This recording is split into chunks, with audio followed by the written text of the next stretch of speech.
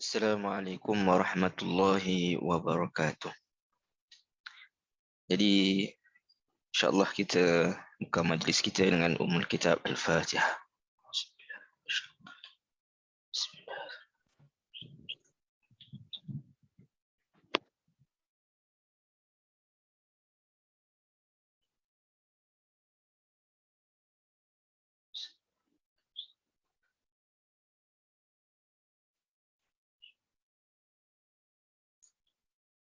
Alhamdulillah Rabbil Alamin. Wassalatu wassalamu ala ashrafil anbiya wal mursalin.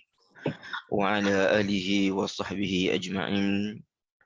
Rabbi shrah li sadri wa yassir li amri wahlul 'uqdatam min lisani yafqahu qawli.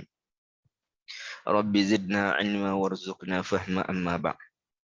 Tuan-tuan dan puan-puan yang dirahmati Allah Subhanahu wa taala, alhamdulillah, pertama dan selamanya kita mengucapkan rasa syukur kita kepada Allah Subhanahu wa taala kerana dengan limpah kurnianya, inayahnya dan taufiknya, alhamdulillah pada pagi ini dapat lagi kita bersama setelah kita berakhir pada pertemuan yang terakhir sebelum ni menamatkan surah Ad-Dukhan kan, dalam bulan Ramadan. Jadi kita cuti sebulan raya kan. Jadi alhamdulillah ni pada hari ini, pada awal pagi 2 Zulkaidah ini dapat kita bersama lagi insya-Allah untuk kita teruskan si tadabbur kita terhadap surah-surah. Dan hari ini insya-Allah saya akan berkongsi dengan tuan-tuan dan puan-puan berkaitan dengan salah satu surah yang mungkin kita selalu dengar juga dan mungkin kita sebahagian kita menghafalnya dan iaitulah surah As-Saff. Surah As-Saff. Jadi seperti mana siri-siri yang sebelum ini, pada siri yang pertama ni kita akan memperkenalkan terlebih dahulu surah ini, yang ini sebagai mukaddimah, yang ini kita nak melihat kepada latar belakang terhadap surah. Baik. Jadi terima kasih kepada tuan-tuan dan puan-puan yang mungkin ada bersama pada pagi ini, yang ini memperuntukkan masa untuk kita bersama-sama meneliti surah-surah ataupun ayat-ayat Al-Quran insya-Allah. Jadi terima kasih kepada Puan Nuriza sebagai host, Puan Syamsiah Ismail ada angkat tangan, Puan Syahira, Tuan Amir dan yang lain-lain lah insya-Allah. Baik. Jadi sebelum kita mulakan tadabbur surah As-Saff ini, satu perkara yang saya nak sebutkan berkaitan dengan penerusan di dalam Ramadan dan juga hari raya Syawal dan penerusan kepada perkara-perkara yang ataupun pada bulan-bulan yang seterusnya. Jadi kalau kita melihat dalam hadis Nabi SAW, iaitu ketika mana berkaitan dengan bulan Ramadan dan Syawal ni, antara perintahnya adalah ataupun saranannya adalah Nabi SAW meminta ataupun menyarankan kepada kita untuk berpuasa 6 walaupun Syawal dah habis dah.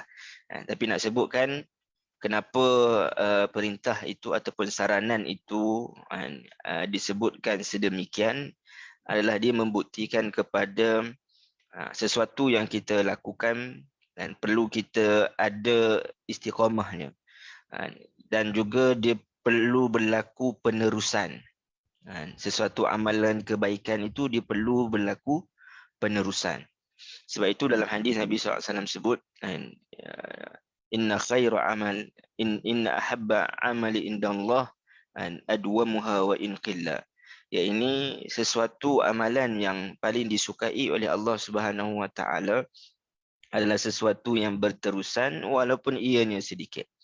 Jadi bermakna dalam bulan Ramadan yang telah berlalu Ya, ini mungkin kita telah memberikan ini komitmen yang terbaik kita dari sudut amalan, puasanya, dari sudut Qurannya, dari sudut sedekahnya, dan dari sudut solat malamnya.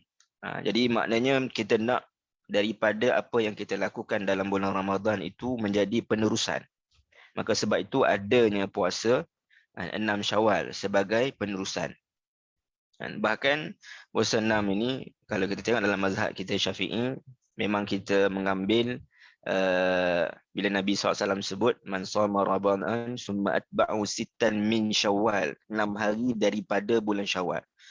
Kita dalam mazhab Syafi'i, maknanya kita mengambil hadis ini dari sudut min itu merujuk litab'id. Ya, ini menunjukkan sebahagian. So kita kena puasa 6 hari lah dalam bulan Syawal. Mana-mana 6 hari dalam bulan Syawal. Tapi dalam mazhab lain, contoh dalam mazhab Maliki, dia tidak ada 6 hari dalam bulan Syawal tu. Min Syawal itu membawa maksud min ibtidaiyah. Ini permulaan Syawal. Permulaannya Syawal. Ini menunjukkan kepada penerusan. Maknanya kalau nak puasa 6 hari, Syawal sikit, Zulkaidah sikit, Zulhijjah sikit, tak ada masalah. Ini sebab permulaannya itu adalah Syawal. Jadi apa yang kita dapat faham daripada hadis ini adalah dari sudut penerusan amalan, dan walaupun tak semua ataupun tak sebanyak perkara yang kita lakukan di dalam bulan Ramadan, tetapi dia ada penerusan. Wa in qillah, ini berterusan. Jadi begitu juga sebenarnya dalam kita memahami Al-Quran, yang mana kita sebutkan syahrul Ramadan unzila fihi Al-Quran, iaitu bulan Ramadan, bulan turunnya Al-Quran. Dan kita melihat di dalam Al-Quran ketika mana Allah Subhanahu Wa Taala membicarakan tentang hari raya selepas Ramadan, ia juga berkaitan dengan sesuatu mukjizat yang turun daripada langit.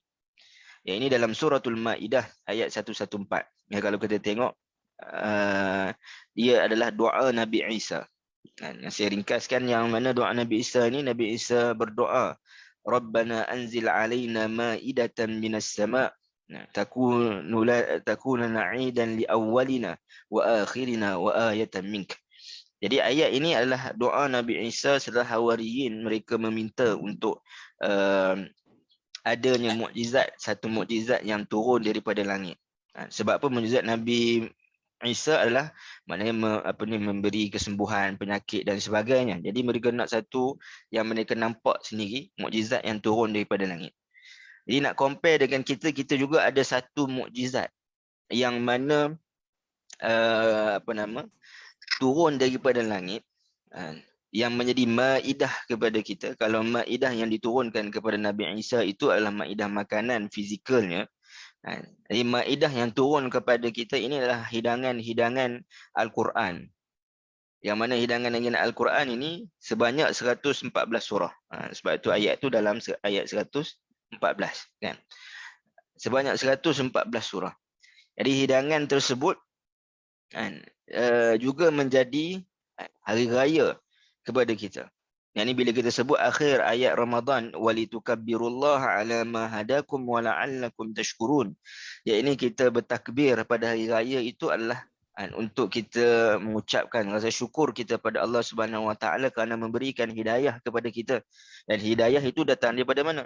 Daripada awal ayat yang sama, iaitu 185, iaitu penurunan Al-Quran. Jadi kesinambungan kepada amalan ataupun kepada pembelajaran, ataupun dalam kalau bulan Ramadan kita lebih banyak mungkin fokusnya kepada bacaan. Yang ini sebagaimana para ulama terdahulu macam Imam Asy-Syafi'i dan sebagainya, maknanya mereka juga membaca, kita dengar dari sudut Imam Syafi'i, contoh khatam Quran 2 kali sehari dalam bulan Ramadan, 60 kali. Tapi di luar bulan Ramadan, jadi mereka maknanya mengambil ataupun melihat kepada ayat-ayat Al-Quran itu, lakukan istimbat, hukum dan sebagainya. Kita tidaklah sampai ke tahap itu. Tapi maknanya dari sudut penerusan terhadap hubungan dengan Al-Quran itu, selain daripada bacaan yang kita berbanyakkan dalam bulan Ramadan, jadi kita juga memperbanyakkan dari sudut kefahaman-kefahaman.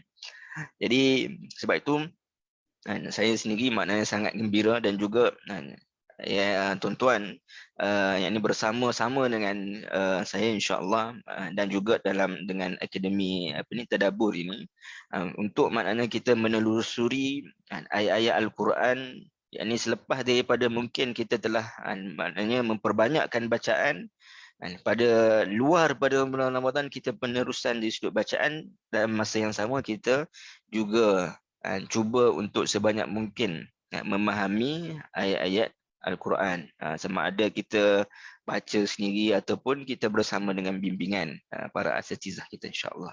Baik. Jadi itu sebagai mukadimah lah. Ini apa nama kepada kita katakan siri baru dari surah As-Saff dan juga mungkin ada yang kali pertama bersama dengan saya dalam kita tadabbur surah-surah daripada Al-Quran. Baik. Jadi saya perkenalkan diri sedikit lah. Mungkin ada yang kali yang pertama. Nama diberi Muhammad Uzai bin Izham. Jadi seorang pensyarah di Kolej Teknologi Darul Naim Kuala Lumpur di Bandar Baru Bangi ni. Lepasan ijazah sarjana muda Suluddin daripada Universiti Yarmouk, Jordan. Dan itulah bersama dengan Akademi Tadabbur dengan Ustaz Yusof dan juga ada jugalah bersama dengan Tadabbur Center dengan Ustaz Syahri dan juga Ustaz Syahmi insya-Allah. Jadi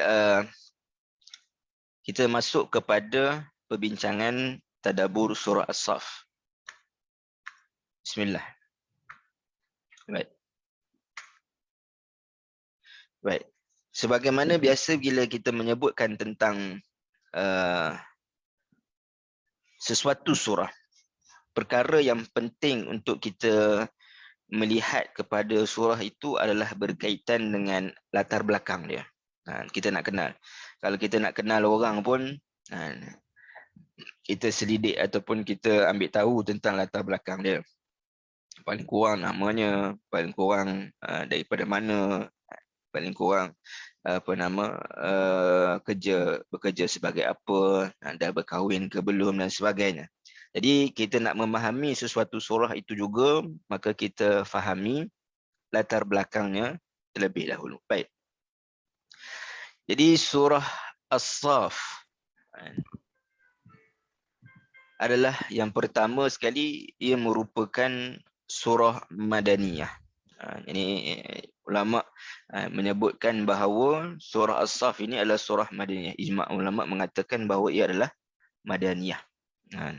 Jadi bila kita sebutkan Madaniyah, mungkin kita dah biasa dengan istilah ni. Cuma sebagai peringatan, Madaniyah ini bermakna surah-surah yang diturunkan selepas daripada hijrah Nabi SAW. Sama ada di Madinah itu sendiri ataupun di sekitar Madinah, di Taif ke, di Badar ke, di Uhud ke, atau hatta yang diturunkan di Mekah sekalipun, tetapi apabila ia turun selepas daripada hijrah Nabi SAW, maka ulama menyimpulkan ia adalah surah-surah Madaniyah. Manakala surah-surah Makkiyah adalah surah yang diturunkan sebelum daripada hijrah Nabi SAW, selama 13 tahun Nabi SAW berada di Mekah dan sebelum daripada hijrah. Jadi kenapa para ulama membuat pengasingan sedemikian? Kerana apabila kita melihat kepada madmun, kepada konten, kepada dua kandungan, kepada dua jenis surah ini, dia ada sedikit perbezaan yang menggambarkan tentang antaranya yang besar adalah status kehidupan ataupun status Nabi SAW.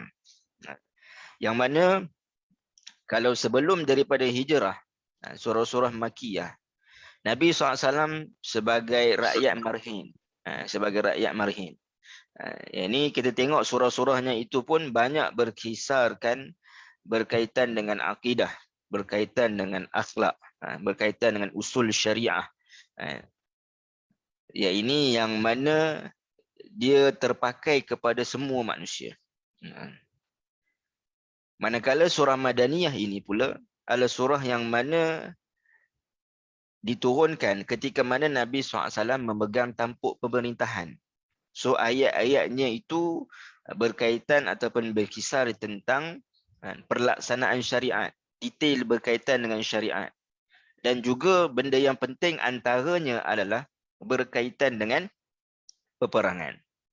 Sebab tidak disyariatkan peperangan melainkan apabila Nabi SAW telah pun berhijrah. Ini Nabi mendapat tampuk kekuasaan dan mempunyai daulah Madinah pada ketika itu, adanya kekuatan tentera, barulah disyariatkan untuk berperang, diizinkan untuk berperang. Dan surah As-Saff adalah sebahagian daripada melengkapkan ini jihad fi sabilillah, yang mana ia diturunkan untuk menyatakan bagaimana sepatutnya di dalam jihad dalam peperangan ini, umat Islam ini perlu ada kesatuan, dinamakan dengan As-Saff. Baik. Jadi kita boleh nampak dia punya relationnya, bila kita katakan surah ini Madaniyah, dia berkaitan dengan antara yang besarnya status Nabi SAW itu sebagai seorang rakyat dan juga sebagai seorang pemimpin, yang mana apabila baginda memimpin, maknanya baginda menyebarkan dari sudut manhaj Islam, dan juga pada ketika itu disyariatkan ataupun diberikan keizinan untuk berperang. Baik. Jadi yang keduanya, surah ini adalah dalam mushaf. Ia merupakan surah yang ke-61 yang mengandungi dalam juzuk yang ke-28. Dalam juzuk yang ke-28 yang mengandungi 14 ayat sahaja. Yang mengandungi 14 ayat sahaja. Dan surah ini mempunyai 221 kalimah, 926 huruf. Jadi para ulama ni mereka begitu detail terhadap ayat-ayat Al-Quran, surah-surahnya. Tidak hanya ayat itu, kalau ayat itu biasalah kita tengok kan, ayat dalam mushaf ada berapa, 14, 15, 286. Tapi maknanya kalimah-kalimah itu pun dibilang. Dari sudut huruf-huruf pun dikira. Jadi antara yang memuatkan, inilah buku Kompas, mungkin tuan-tuan dan puan-puan ada Kompas Ustaz Syahari, dan juga ada dalam tafsir, antaranya tafsir Hadaiqur Ruh war Rihan, satu tafsir yang mana memuatkan ini pendetilan juga berkaitan dengan latar belakang yang detail berkaitan dengan kalimah dan huruf. Apa fungsinya untuk kita tahu? Para ulama buat antara, maknanya sebutkan ada berapa kalimah, ada berapa huruf kan. Jadi untuk memberikan semangat dan juga motivasi kepada kita, sebab Nabi SAW apabila menyebutkan tentang pahala dengan hubungan kita dengan Al-Quran, Nabi menyebutkan huruf. Man qara'a harufan min kitabillah. Nabi SAW tak kata man qara'a suratan. Tapi Nabi kata huruf. Man qara'a harufan min kitabillah. Siapa yang membaca satu huruf daripada kitab Allah Subhanahu Wa Taala, maka baginya 10 pahala. Jadi kalaulah kita memahami hadis ni dengan kefahaman, kalaulah satu huruf yang dibaca itu, yang mana baca ini adalah merupakan tahap yang paling minima kita dengan Al-Quran. Hubungan kita dengan Al-Quran pun mendapat 10 huruf. Jadi kita memahami dari sudut apabila kita pergi untuk memahami, iaitu kita untuk faham surah itu ataupun perkataan itu ataupun huruf itu, maka sudah tentulah pahalanya lebih daripada 10. Yang mana kalau ada 926 huruf ni, kalau baca sahaja, maknanya kali 10. Tapi kalau maknanya kita dalam beberapa siri ni, untuk kita memahaminya, mudah-mudahan lebih kali berganda-ganda lah. Ini tak perlu pun kita maknanya kira maknanya dari sudut matematiknya. Tapi maknanya kita faham maknanya satu yang besar apabila kita cuba mempelajari dan memahami isi kandungan Al-Quran. Baik. Jadi surah ini, surah As-Saff, kalau kita melihat dari sudut susunan. Jadi setiap surah dalam Al-Quran, dia mempunyai dua, kita kata, bentuk susunan. Yang pertama, susunan secara mengikut mushaf. Susunan mengikut mushaf Al-Quran. Yang ni yang kita buka dalam Quran, maknanya kita tengok mushaf Quran, oh ini surah selepas surah ini. Jadi susunan surah As-Saff ini adalah selepas daripada surah Al-Mumtahanah. Manakala dia merupakan surah sebelum surah Al-Jumu'ah. Maksudnya surah Al-Mumtahanah adalah surah yang ke-60. Surah Al-Jumu'ah adalah surah yang ke-62. Manakala surah As-Saff adalah surah yang ke-61. Jadi kenapa kita bawakan benda ini dalam menyebutkan latar belakang? Kerana di sana dia ada satu ilmu yang mungkin selalu kita dengarkan, istilahnya yang dipanggil sebagai munasabah, ataupun keterikatan, ataupun disebutkan juga persesuaian di antara satu surah dengan satu surah. Jadi sebagai contoh, kalau kita melihat di dalam surah Al-Mumtahanah, apa perkaitannya dengan surah As-Saff ini? Ini kalau kita tengok dalam surah Al-Mumtahanah, Allah Subhanahu Wa Taala menyebutkan di dalam surah Al-Mumtahanah dari sudut larangan untuk menjalinkan hubungan ataupun mualah. Yang ini menjadikan orang kafir ini sebagai teman rapat ataupun orang yang membantu dalam urusan din, hingga menyebabkan orang mukmin itu, maknanya dia menjauhi orang mukmin. Maknanya dia nak ambil orang kafir ataupun orang yang bukan Islam sebagai wali, ya, yang menyebabkan akhirnya dia meninggal kaum muslimin ataupun orang mukminin yang lain. Jadi surah Al-Mumtahanah, surah yang mengandungi larangan tersebut. Manakala surah As-Saff adalah surah yang menekankan berkaitan dengan kesatuan umat Islam itu sendiri, yang mana berdiri dalam satu barisan bagi menghadapi musuh. Jadi kesatuan ini tidak akan terbina, melainkan dia ada juga kesatuan saf ini tidak akan terbina di dalam saf peperangan, melainkan dia terbina sebelumnya, iaitu apabila dia dibina dengan saf ataupun barisan kesatuan hati. Dia dibina dengan kesatuan akal fikiran, cara pandang, yang mana cara pandang ni ataupun tujuan lah. Cara pandang ni memang boleh berbeza cara pandang kan. Tapi nak sebutkan maknanya fikrah jelas, maknanya tujuan, visi, misi itu jelas, sama. Cara pandang, cara maknanya berfikir berbeza itu tak ada masalah. Tapi pastikan maknanya ia tidak menyebabkan kepada perpecahan. Bahkan cara pandang berbeza itu sepatutnya menyatukan. Ini satu yang penting dalam surah As-Saff ini, yang mana kita boleh melihat dia sebagai ibrah kita pada kita hari ini, untuk kita menyusun barisan umat Islam ini sebagai dalam bentuk satu saf yang sama. Kerja kita bukan untuk keluarkan orang daripada saf. Ini kita melabel orang lain, kita maknanya apa ni, mengatakan sesuatu perkara yang tak layak bagi orang lain, menyebabkan maknanya terputus saf umat Islam itu. Dan saf di dalam peperangan, kita sebut dalam surah As-Saff ini, maka dia perlu dilatih. Dan latihan kepada kesatuan ini berlaku pada setiap minggu sekurang-kurangnya pada kadar yang diwajibkan, iaitulah berlaku pada hari Jumaat. Maka datangnya surah Al-Jumu'ah sebagai bentuk latihan, yakni umat Islam ini bersatu, berada di bawah satu bumbung, solat dalam satu masjid. Baik.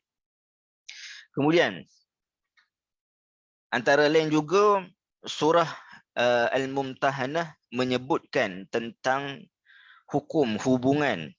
Yang ini hubungan bagaimana, maknanya bila kita tidak menjadikan orang non-Muslim ini sebagai muala, sebagai wali, ini bukan bermakna kita sentiasa bermusuh dengan orang non-Muslim. Bukan.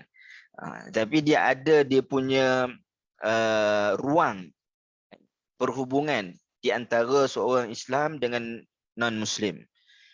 Sama ada non-Muslim itu berada di dalam bawah pentadbiran orang Islam ataupun antara negara Islam dengan negara bukan Islam. Maknanya dalam satu negara Islam, ini hubungan orang Islam yang duduk dalam negara Islam macam kita lah. Bagaimana ruang hubungan orang Islam itu dengan orang kafir dalam sebuah negara, dan dari sudut negara itu sendiri bagaimana hubungannya bersama dengan orang dengan negara yang bukan Islam. Maka dalam surah Al-Mumtahanah mengandungi hubungan-hubungan hukum-hukum berkaitan dengan hubungan tersebut. Dan surah As-Saff adalah surah yang mana menyebutkan tentang memotivasikan dan mengobarkan semangat jihad kerana adanya serangan dan juga gangguan. Maknanya apabila kita dah ada hukum hakam, kita dah ada hadnya, maka kita kena follow had itulah. Tapi bila mana berlaku pengkhianatan, contoh dalam surah Al-Mumtahanah berkaitan dengan pengkhianatan orang Yahudi, maka perlu untuk maknanya menegakkan Islam. Nah, ini antara salah satu jalannya adalah dengan jihad fi sabilillah. Baik. Dan surah ini juga nanti kita akan melihat dari sudut latar belakang ataupun isi kandungannya. Surah yang mana mengecam orang yang mana tak mahu mengikut ikut berperang. Yang seperti mana disebutkan sebagai Bani Israel yang mana tidak mengikuti Nabi Musa untuk berperang ketika mana Nabi Musa menyerunya. Baik. Jadi surah ini turun selepas daripada peperangan Uhud, sebelum daripada Hudaibiyah. Yang ini disebutkan dalam tafsir Ibn Ashur, tafsir Tahrir wa Tanwir. Al-Maududi juga menyebutkan perkara yang sama. Ada pandangan yang lain mengatakan surah ini turun selepas Hudaibiyah. Tapi bila kita lihat dari sudut susunan surah itu pula, iaitu penurunan. Baik, tadi saya sebutkan bahawa surah Quran ini dia ada dua susunan. Susunan mushaf tadi, maknanya yang ke-61 sebelum selepas Al-Mumtahanah dan sebelum Al-Jumu'ah, surah As-Saff. Manakala dari sudut turunnya surah ini kepada Nabi SAW, dia adalah surah yang ke-108. Ada yang kata 109. Saya ambil daripada Ibn Ashur yang mengambil daripada Zaid dan juga Jabir. Baik. Jadi surah yang 108 yang mana sebelumnya adalah diturunkan surah At-Taghabun. Dan turun pula sebelum daripada surah Al-Fat. Makna turun sebelum ni adalah surah As-Saff itu turun sebelum Al-Fat. Turun selepas surah At-Taghabun. Kalau tengok susunan, surah As-Saff ini berada selepas daripada surah sebelum daripada surah At-Taghabun. At-Taghabun ni selepas daripada surah Al-Jumu'ah. Ini surah mana? Surah At-Taghabun. Baik.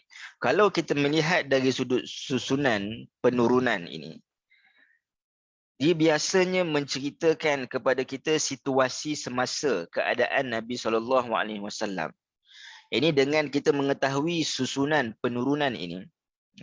Contoh macam kita sebutkan, ini bukan sahaja ia Madaniyah, dia adalah surah yang ke-108. Maknanya dia mungkin dah beberapa tahun setelah Nabi SAW berada di Madinah. Sebab kalau kita ambil pandangan yang mengatakan surah Makiyah ini 86, maknanya yakni surah yang ke-100 lebih itu maknanya dah berlalu beberapa tahun Nabi SAW berada di Madinah. Bahkan di sini merujuk kepada Uhud pun berlaku pada tahun ke-3 Hijrah. Jadi Hudaibiyah berlaku pada tahun ke-6. Jadi antara itulah Baik. Dan juga kita melihat turunnya selepas surah At-Taghabun ini dari sudut susunan penurunan, selain dia menceritakan kepada kita sirah di sebalik sesuatu surah itu, dia juga boleh jadi ada keterikatan, ada persesuaian, ada munasabahnya. Kenapa ia diturunkan selepas. Jadi kalau kita tengok dalam surah At-Taghabun, Allah Subhanahu Wa Taala menyebutkan tentang antaranya wa ati'ullah wa ati'ur rasul fa in tawallaitum fa innama ala rasulinal balaghul mubin. Ini Allah Subhanahu Wa Taala menyebutkan tentang tawallaina. Iaitu berkaitan dengan ketaatan kepada para nabi dan rasul. Dan khususnya kita maknanya Rasulullah sallallahu alaihi wasallam. Wa ati'ullah wa ati'ur rasul fa in tawallaitum, maka kalau kamu berpaling enggan taat, kamulah yang mana akan mendapat balasan yang buruk. Ini ketaatan kepada Allah dan juga Rasul. Dan dalam surah At-Taghabun, antara ayat yang ada menyebutkan di dalam surah ini berkaitan dengan ya ayyuhallazina amanu inna min azwajikum wa auladikum aduwwun lakum fahdharuhum. Dalam kemudian Allah Subhanahu Wa Taala sebut innama amwalukum wa auladukum fitnah.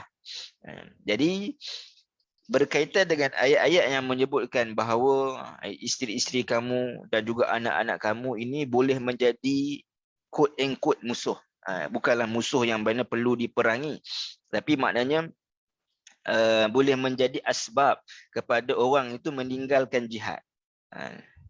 Sama juga dengan harta, yang mana boleh menjadi asbab kepada orang itu meninggalkan jihad. Sedangkan di dalam surah As-Saff, Allah Subhanahu Wa Taala nak sebutkan tentang kepentingan jihad. Bahkan untuk terlaksananya kepentingan jihad itu perlu ada kesatuan. Jadi surah At-Taghabun. Dan mana surah Al-Fat sangat jelas, yang ini menceritakan tentang inna fatahna laka fathan mubina. Ya, ini surah Al-Fat menceritakan tentang perjanjian, kisah perjanjian Hudaibiyah, yang mana merupakan pintu utama kepada terbukanya kota Mekah. Sebab apa? Sebab terbukanya kota Mekah, jadinya Ghazwul Fathul Mekah itu, peperangan maknanya pembukaan kota Mekah itu adalah kerana orang musyrikin telah melanggari perjanjian Hudaibiyah itu sendiri. Maka surah Al-Fat adalah surah yang menceritakan tentang Hudaibiyah. Ini sebelum daripada pembukaan kota Mekah, tapi ia merupakan berita gembira kerana Allah kata inna fatahna laka fathan mubina. Allah akan membuka kepada Nabi SAW, yakni fatahan mubin, iaitulah Fathul Mekah. Pintunya itu apa dia? Pintunya adalah melalui Hudaibiyah. Jadi maknanya surah As-Saff ini berada pertengahan di antara peringatan untuk tidak menjadikan apa yang kamu punyai dari sudut harta dunia. Harta dunia ni termasuklah isteri, anak-anak, harta, maknanya harta duit dan sebagainya, sebagai penghalang untuk kamu maknanya bersama-sama di dalam jihad. Dan surah Al-Fat menceritakan tentang perkara yang berlaku, tentang janji Allah Subhanahu Wa Taala yang akan datang apabila kamu berada bersama dengan satu saf yang kukuh, yang kuat. Dari sudut kesatuannya, bukti kesatuan dalam perjanjian Hudaibiyah ni antaranya apa? Apabila Sayyidina Uthman, kan, yang mana ketika mana dihantar oleh Nabi SAW untuk pergi ke pergi berjumpa dengan orang musyrikin di Mekah. Jadi disebarkan berita berkaitan dengan Uthman telah dibunuh.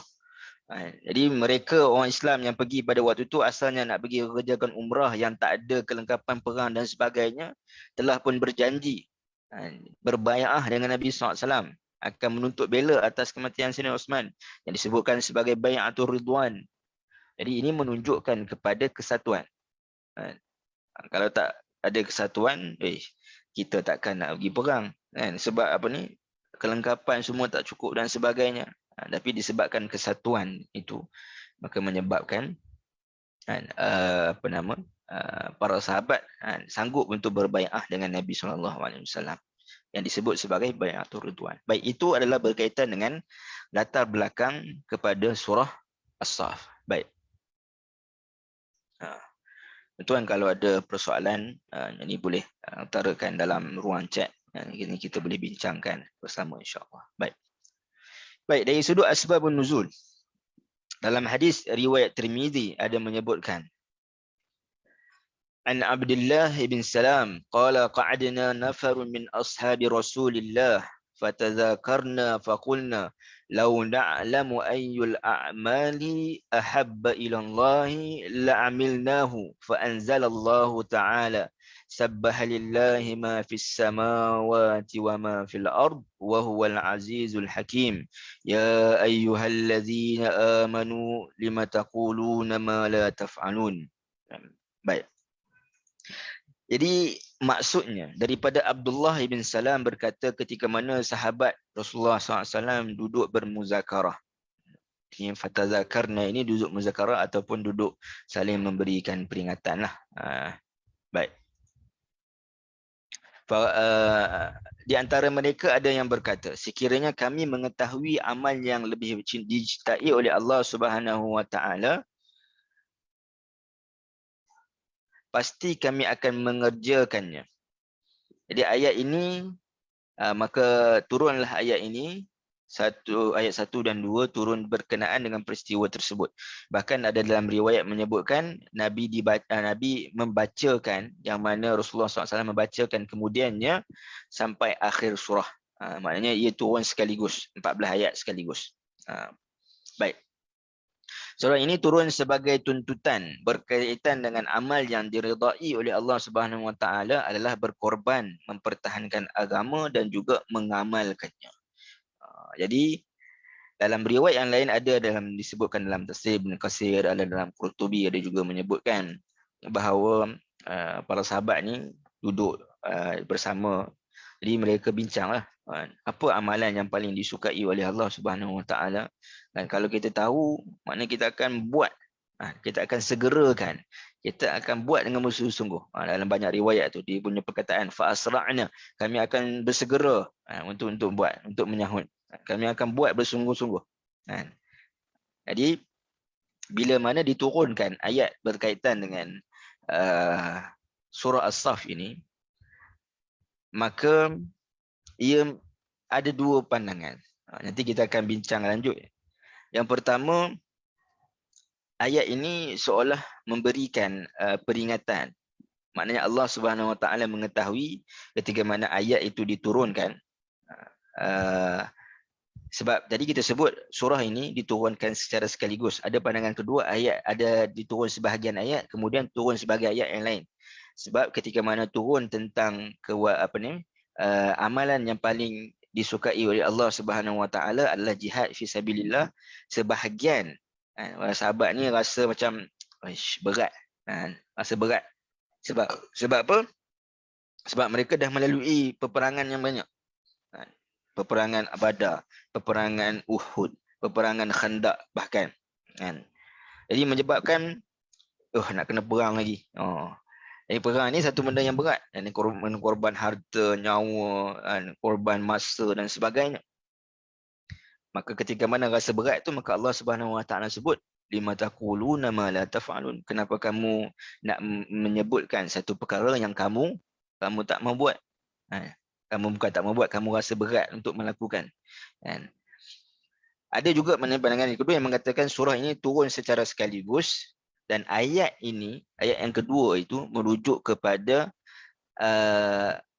satu bentuk larangan ataupun peringatan.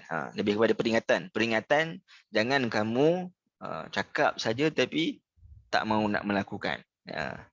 Seolah Allah Subhanahu Wa Taala beri peringatan siap-siap. Kerana Allah Subhanahu Wa Taala Maha mengetahui, yakni isi dalaman hati seorang manusia itu. Jadi Allah Subhanahu Wa Taala turunkan peringatan itu siap-siap. Ini bila baca tu tersentak. Baik. Jadi ini adalah asbabun nuzul yang disebutkan kepada surah As-Saff. Baik. Jadi kalau kita tengok surah As-Saff ini, dia tidak ada kelebihan yang tertentu, melainkan dalam hadis ada menyebutkan tentang surah Musabbihat ini. Secara keseluruhannya, surah-surah yang bermula dengan tasbih ini Nabi SAW baca sebelum daripada tidur. Bukanlah setiap hari, tapi Nabi SAW ni memang biasa mempelbagaikan bacaan Al-Quran sebelum daripada tidurlah. Kadang baca surah Musabbihat, kadang baca surah kita sebut sebelum ni, surah As-Sajadah dengan surah Al-Mulk, kadang-kadang surah Al-Isra dan pelbagai lagi. Baik. Jadi kita tengok terlebih dahulu tentang tujuan, aghrad ataupun kandungan madmun bagi surah As-Saff ini. Apa yang Allah Subhanahu Wa Taala nak bicarakan. Jadi nanti kita akan sebutkan tentang penamaannya, tentang temanya, dan kita boleh relate dengan kandungan yang ada di dalam surah As-Saff. Baik. Jadi ini yang saya petik daripada Ibn Ashur. Beliau menyebutkan bahawa ada beberapa tujuan, aghrad dan juga kandungan surah ini. Antaranya adalah yang pertama, larangan untuk menyanggahi janji dan iltizam dengan kewajipan di dalam agama. Maknanya umat Islam, para sahabat ketika itu berjanji untuk beriltizam. Yang ini beriltizam dengan kewajipan agama, nak buat apa yang Allah Subhanahu Wa Taala paling suka. Tapi bila mana dah iltizam, bila mana dah maknanya berjanji tersebut, diturunkan tentang ayat berkaitan dengan jihad, rasa berat pula kan. Jadi maknanya larangan daripada menyanggahi dan iltizam tersebut, janji. Sebab itu Allah Subhanahu Wa Taala sebut kabura maqtan indallah. Ini besar kemarahan Allah Subhanahu Wa Taala. Baik. Kemudian yang kedua adalah galakan jihad fi sabilillah dan teguh di atasnya dengan iman yang benar. Yang ini Allah Subhanahu Wa Taala datangkan galakan tersebut melalui kesatuan, ka'annahum bunyanun marsus, kesatuan seperti mana bangunan yang dibina. Dan juga Allah Subhanahu Wa Taala mendatangkan contoh daripada kisah yang mana jangan menjadi seperti mana orang Yahudi, yang mana Nabi Musa kata kenapa kamu menyakitiku? Kamu tak mau bersama dengan aku. Orang Yahudi kata apa kepada Nabi Musa? Idhab anta wa rabbuka faqatila. Pergilah engkau dengan Tuhan engkau untuk pergi berjihad, masuk ke dalam Palestin. Menyebabkan akhirnya mereka tersesat ataupun berada di dalam tempat yang dilemati, tu kan. Baik. Kemudian yang ketiga, yakin dengan pertolongan Allah Subhanahu Wa Taala terhadap agama ini.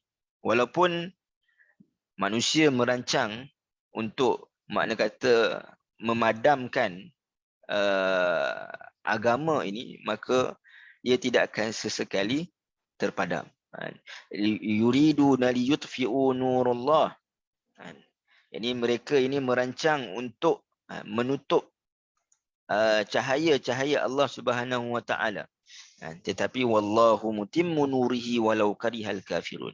Allah Subhanahu Wa Taala akan sempurnakan, sentiasa ada cara untuk menyempurnakan agama ini walaupun tidak disukai ataupun dibenci oleh orang kafir.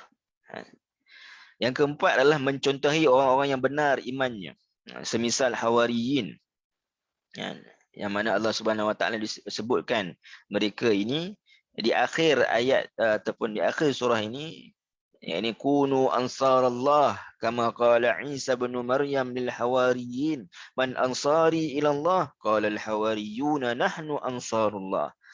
Jadilah penolong-penolong Allah Subhanahu Wa Taala, sebagaimana Hawariyin ini mengatakan ketika mana Nabi Isa bertanya kepada mereka, siapakah yang nak menjadi penolong-penolong Allah Subhanahu Wa Taala? Maka Hawariyin ini mengatakan kami akan menyahut seruan tersebut.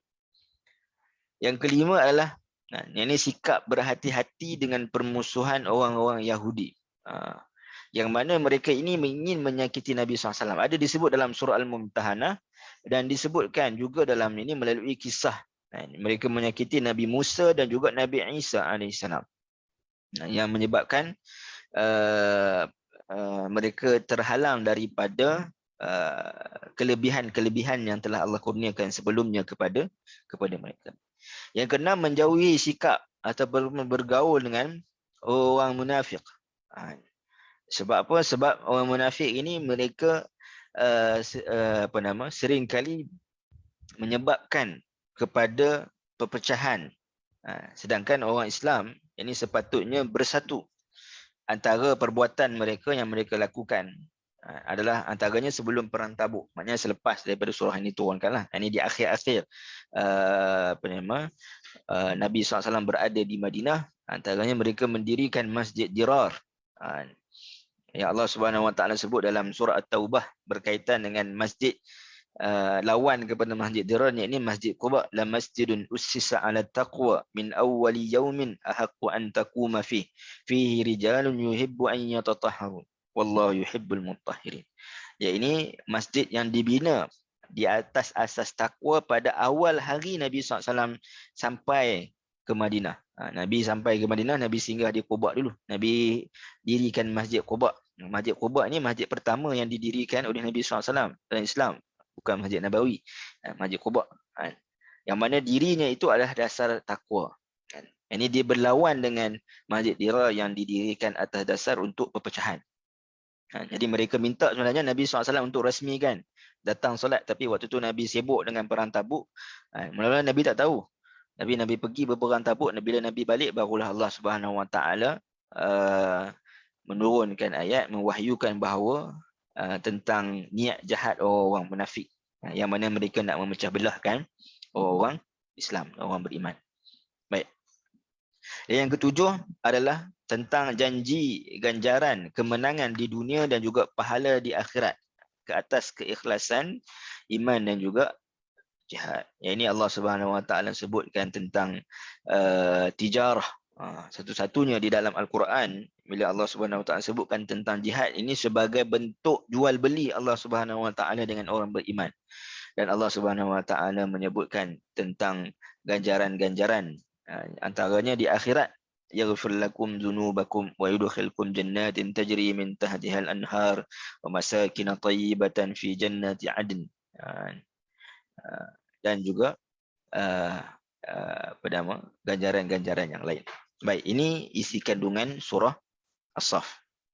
Baik. Kalau kita melihat dari sudut penamaan dan juga nama lain bagi surah As-Saff. Baik, ada soalan. Ustaz, contoh jihad itu seperti kumpulan tabligh yang melantau luar negeri yang terpaksa tinggal rumah tangga ke? Kalau keluarkan duit derma sedekah boleh dikira jihad. Bagus. Ini satu persoalan yang baik. Ini dalam kita nak memahami makna jihad. Baik. Kita melihat pada konteks surah ini dan juga surah-surah yang menyebutkan tentang jihad, antaranya surah At-Taubah, surah Al-Anfal, dan menyebutkan tentang jihad. Jihad yang dimaksudkan pada konteks ayat itu adalah jihad fi sabilillah, yakni jihad di medan perang. Tetapi bila kita memahami makna jihad fi sabilillah itu juga dia adalah satu lafaz yang umum. Dalam kaedah Al-Quran maknanya kita melihat kepada lafaznya yang umum bukan sebabnya yang khusus. Yang sebab yang khusus itu mungkin sebab kepada qital. Sebab kalau nak sebutkan peperangan ini, peperangan yang berlaku pertempuran, Allah Subhanahu Wa Taala akan menggunakan perkataan qital. Qital ini memang membawa maksud pertempuran dalam medan perang. Tapi bila disebutkan jihad, maknanya lebih luas. Dia bukan sekadar jihad di medan perang. Sebab itu para sahabat bila mana balik daripada peperangan Badar, mereka menyebutkan raja'na min jihadil asghar ila jihadil akbar. Kita balik daripada jihad yang kecil. Bukan maknanya mereka memperkecilkan jihad di medan perang tu, tapi medan perang itu dia ada waktu dia. Dia ada musuh dia yang tertentu yang nampak. Ada tempat dia. Kat mana berlaku. Tapi benda yang lebih besar adalah memerangi musuh yang tak nampak. memerangi musuh yang sentiasa ada pada bila-bila masa, di mana-mana juga. Jadi sebab itu mereka kata iaitu jihad melawan hawa nafsu juga adalah sebahagian daripada jihad. Tanpa kita menafikan tentang seruan jihad itu adalah satu perkara yang ada di dalam Islam. Maknanya ia pun berlaku kalau kita tengok Syekh Yusuf Qaradawi ada tulis satu kitab fiqh jihad. Ya, ini jihad kalau dalam medan perang itu dia tidak akan berlaku melainkan atas tuntutan ataupun seruan daripada pemerintah. Jadi pemerintah yang akan, sebab itu surah-surah jihad ni turun selepas Nabi mendapat kuasa, saya sebut di awal tadi. Tapi kalau nak sebutkan kalau jihad dalam konteks peperangan. Tapi jihad yang lain, jadi maknanya kita tak menafikan. Bukan bermakna bila kita kata jihad ini jihad hawa nafsu, kita menafikan jihad. Ada setengah orang kata nak menampakkan seolah Islam itu baik je kan. Tenang je, menyebabkan rasa sepatutnya jihad-jihad ni orang dulu-dulu je jihad peperangan. Kita sekarang ni tak ada dah jihad. Tak. Jihad itu tetap ada, tetapi dia ada waktu, ada ketika dia. Dan dia mesti datang daripada arahan pemerintah. Tapi maknanya jihad yang berterusan itu berlaku adalah jihad hawa nafsu kita. Baik, kalau kita nak katakan kalau kumpulan tabligh yang merantau ke luar negeri terpaksa tinggalkan rumah tangga itu adalah sebagai contoh jihad. Yang ini kita boleh menyebutkan juga ia sebagai jihad untuk dalam konteks menyebarkan agama. Ini bukan itu sahaja, tapi itu salah satu contohnya. Dan kalau kita juga menyediakan derma, sedekah, boleh dikira jihad ke? Ya.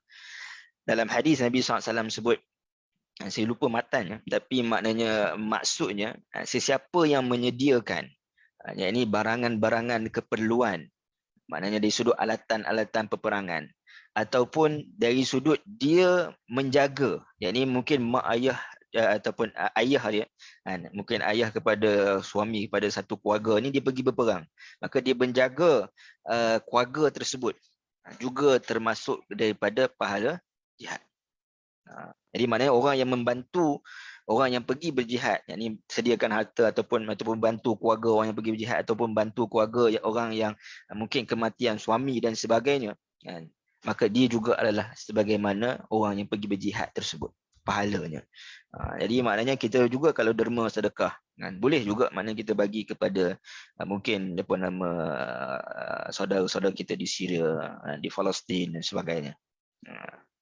Dan jihad ni luas dari sudut konteksnya. Dan tuan-tuan dan puan-puan, jihad menuntut ilmu. Saya sendiri maknanya jihad menuntut ilmu. Jihad dengan mata pena juga sebahagian daripada itu. So maksud jihad itu, mafhumnya itu lebih luas berbanding daripada qital. Qital ni memang pertempuran di medan peperangan lah. Harap boleh jelas jawapan tersebut. Baik. Jadi penamaan dan nama lain surah. Ini saya cepat sikit. Jadi surah ini dinamakan sebagai As-Saf, sebagai galakan untuk memerangi musuh secara berkumpulan. Digambarkan dengan susunan saf. Kenapa saf? Kerana kita nampak satu, dia kesatuan. Yang kedua, dia melambangkan kepada ketersusunan, yakni strategi. Ada strateginya. Tersusun dari sudut strateginya. Yang menuntut kepada kesatuan hati. Hati dari sudut maknanya nak bersama, akal, fikiran, strategi kita sebutkan tadi, pergerakan. Jangan ada yang nak bergerak dulu, ada yang bergerak kemudian. Dia kena ada strategi. Kalau nak bergerak dulu pun macam mana, nak bergerak kemudian macam mana. Bagi memenuhi tuntutan kehidupan iaitu sebagai hamba. Ini sebagai hamba Allah Subhanahu Wa Taala, kesatuan sebagai umat Islam, dan sebagai khalifah. Dan khalifah ini nak menegakkan agama Allah Subhanahu Wa Taala di atas muka bumi. Dan nama lain bagi surah ini adalah dikenali juga surah Isa ibn Maryam. Ini dalam Tafsir Al-Alusi menyebutkan, dan As-Suyuti menyebutkan dalam Al-Itqan bahawa dia juga digelar sebagai surah Al-Hawariyun. Kerana dalam surah ini menyatakan peranan baginda, yakni peranan Nabi Isa AS yang membawa penerusan kepada Nabi Musa dan mengkhabarkan tentang Nabi Muhammad SAW dan kualiti keimanan mereka. Baik. hubungan nama surah dan kandungan surah. Jadi kita sebut kandungan surah tadi. Jadi yang pertamanya adalah untuk meneguhkan kepribadian Muslim bahawa agama ini dia ada tuannya. Tuan yang meletakkan manhajnya, iaitulah Allah Subhanahu Wa Taala kepada manusia. Jadi bila kamu mengatakan kamu nak buat sesuatu amalan yang paling disukai oleh Allah Subhanahu Wa Taala, yang paling dituntut di dalam Islam, dan Allah Subhanahu Wa Taala menyebutkan ianya jihad, maka tiba-tiba rasa macam berat. Sebab manhaj Islam itu adalah yang ditetapkan oleh Allah Subhanahu Wa Taala, bukan manusia yang menetapkan. Jadi Allah tetapkan perkara yang paling Allah suka adalah jihad fi sabilillah. Dalam konteks yang kita sebutkan tadi, fi sabilillah dalam konteksnya yang luas, maka sepatutnya maknanya kita juga mencintai untuk melaksanakan amalan-amalan tersebut. Dan ia juga merupakan penerusan para anbiya, sebab itu disebut Nabi Musa, Nabi Isa sebelumnya, yang mana penerusan menyebarkan agama ini tidak akan pernah padam. Yuriduna liyutfi'u nurallah. Baik. Syuur mukmin terhadap keyakinan manhaj Islam ini, dan daripada manhaj yang kita yakin bahawa ini adalah seruan ataupun maknanya suruhan, saranan daripada Allah Subhanahu Wa Taala, ia mendorong untuk benar di dalam jihad itu, untuk menonjolkan kehebatan agama Allah Subhanahu Wa Taala ke atas selainnya. Liyuzhirahu 'ala ad-dini kullih, tanpa ada keraguan ataupun pertentangan dalam perkataan ataupun perbuatan. Maksudnya tak ada keraguan, perkataan kita tu tak diragukan. Ini sudut pertentangan di antara perkataan dan perbuatan yang kita sebutkan tadi. Baik. Kemudian tema, daripada kandungan daripada nama tadi lahirlah tema surah ini, iaitu seruan kepada orang-orang beriman untuk bersatu pada hati dan juga akal, demi membenarkan janji Allah Subhanahu Wa Taala bagi memenangkan agama Islam ke atas selainnya. Ini tema besarlah. Ini seruan kepada orang beriman untuk bersatu pada hati dan juga akal demi membenarkan janji Allah Subhanahu Wa Taala untuk memenangkan agama Islam ke atas lainnya. Baik. Jadi kalau kita tengok pembahagian surah ini berdasarkan temanya tadi, ini seruan kepada kesatuan itu, maka ayat 1 dan 4 sebagai mukaddimah, Allah Subhanahu Wa Taala menyebutkan seruan kepada orang beriman untuk melaksanakan apa yang diperkatakan. Ini pembukaan surah ini dengan nama Allah Subhanahu Wa Taala Al-Aziz dan juga Al-Hakim, yang berautoriti dan juga yang bijaksana. Ini untuk nak menzahirkan liyuzhirahu 'ala ad-dini kullih, untuk nak menzahirkan kemenangan agama ini ke atas agama yang lain. Allah Subhanahu Wa Taala berautoriti dari sudut maknanya Allah Subhanahu Wa Taala berkemampuan. Allah Subhanahu Wa Taala Hakim bermakna Allah Subhanahu Wa Taala bijaksana, dari sudut nak menentukan bagaimana kemenangan, yakni di dalam kalau peperangan itu nak hadir, bagaimana sunnatullahnya, antaranya disebut dalam surah As-Saff adalah melalui kesatuan. Dan juga dalam ayat yang awal ni menyebutkan tentang gesaan untuk melaksanakan apa yang diperkatakan jika tidak mahu mengundang kemurkaan Allah Subhanahu Wa Taala, sekaligus menjadi asbab kepada penyatuan hati dan juga cara fikir yang benar. Ini bermakna bila mana kita dah bersatu dari sudut maknanya akal dan juga hati ni, maknanya kita perlu sama-sama melaksanakan perintah Allah Subhanahu Wa Taala. Jangan ada orang yang mana bila mana sebut berkaitan dengan amalan yang paling baik, berjihad, maka ada yang nak berjihad, ada yang tak mahu berjihad. Sebab tu berlaku antaranya dalam Uhud, kan. Ya, ini ada orang Islam, ada orang munafik yang mana mereka ini berpaling. Akhirnya sikit yang ini berpecah. Kemudian ayat 5 hingga ayat 9. Ini kandungan dalam surah ini menyebutkan juga didatangkan dengan kisah keendenganan orang-orang Yahudi membantu agama Allah Subhanahu Wa Taala walaupun mereka tahu ianya benar. Ini satu benda yang satu pengajaran bagi kita. Jadi kita mengetahui bahawa Islam ini benar. Jadi apa peranan kita di atas kemampuan kita masing-masing untuk kita membantu agama Allah Subhanahu Wa Taala. Itulah jihad sebenarnya. Di atas kemampuan kita masing-masing. Jadi ayat 5 hingga 9 ini menyebutkan tentang keengganan orang Yahudi ini bersama dengan Nabi Musa dan juga Nabi Isa. Sebab Nabi Musa dan Nabi Isa ini merupakan nabi kepada Bani Israel yang diikuti oleh Nasrani. Maknanya orang Nasrani mengikuti mengikuti orang Yahudi. Yang ini menyimpang kepada apa yang dibawa oleh Nabi Musa dan juga Nabi Isa. Meskipun mereka mengetahui tentang kebenaran risalah yang dibawa oleh nabi-nabi tersebut. Dan penyebutan ini untuk memperingati orang beriman untuk tidak mengikuti mereka. Jadi ayat 5-9 itu menyebutkan tentang keengganan orang Yahudi. Baik. Dan ayat penutup ayat 10 hingga 14 ini gesaan untuk membantu agama Allah dengan jihad dan janji ganjaran yang akan didapati dari usaha tersebut.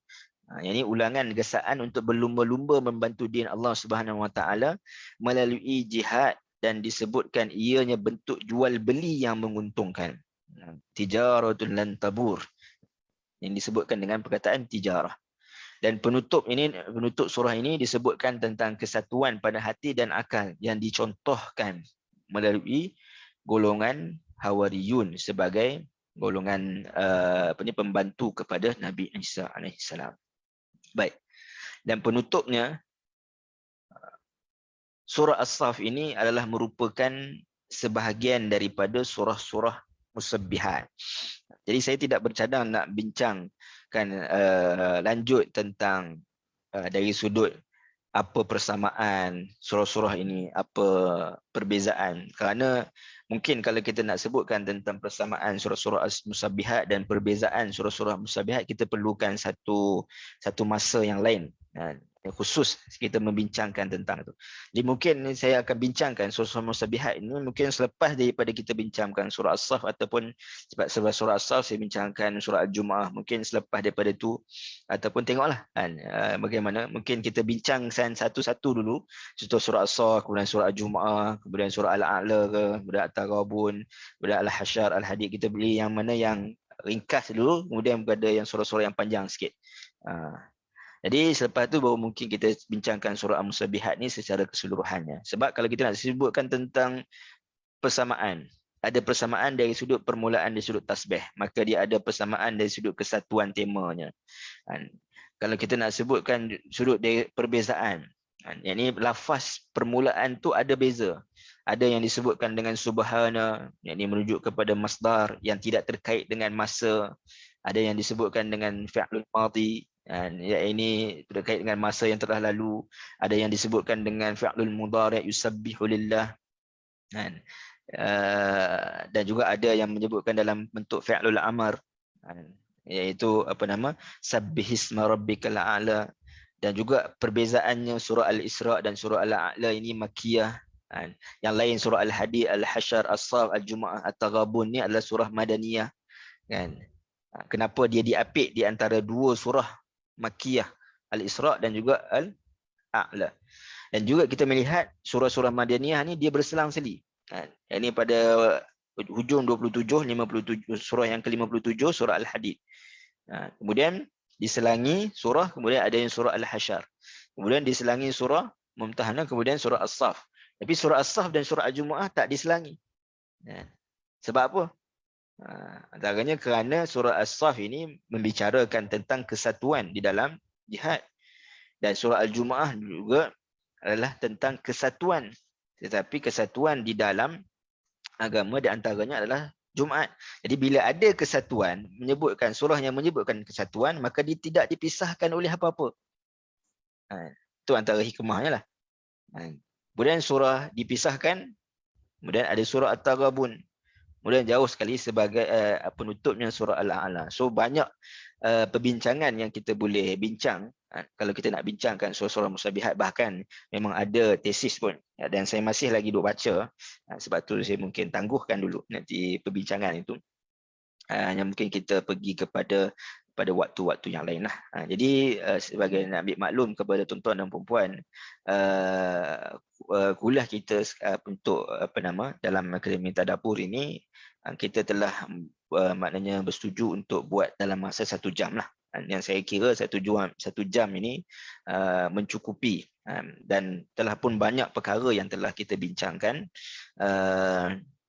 Jadi insya-Allah mungkin untuk kali ini sekadar itu untuk pertemuan kali ini. Jika ada perbincangan yang lanjut, kalau ada soalan lah, saya buka dulu sikit kalau ada soalan. Ada yang nak tanya soalan?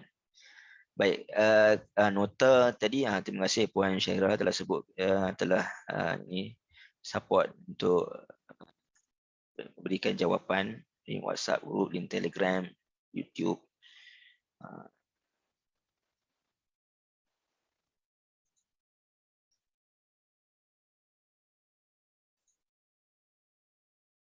Ada yang lain? Soalan?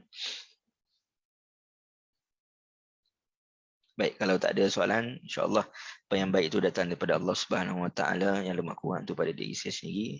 Harapnya maknanya ini sebagai permulaan untuk kita, maknanya kalau boleh tuan-tuan dan puan-puan sendiri maknanya cuba juga yang bersama-sama dengan saya, yang ini rujuk kepada kitab-kitab tafsir yang ada, yang tuan-tuan mungkin ada sisi pandangan yang saya terlepas pandang, yang saya tak baca daripada tafsir yang tuan-tuan baca.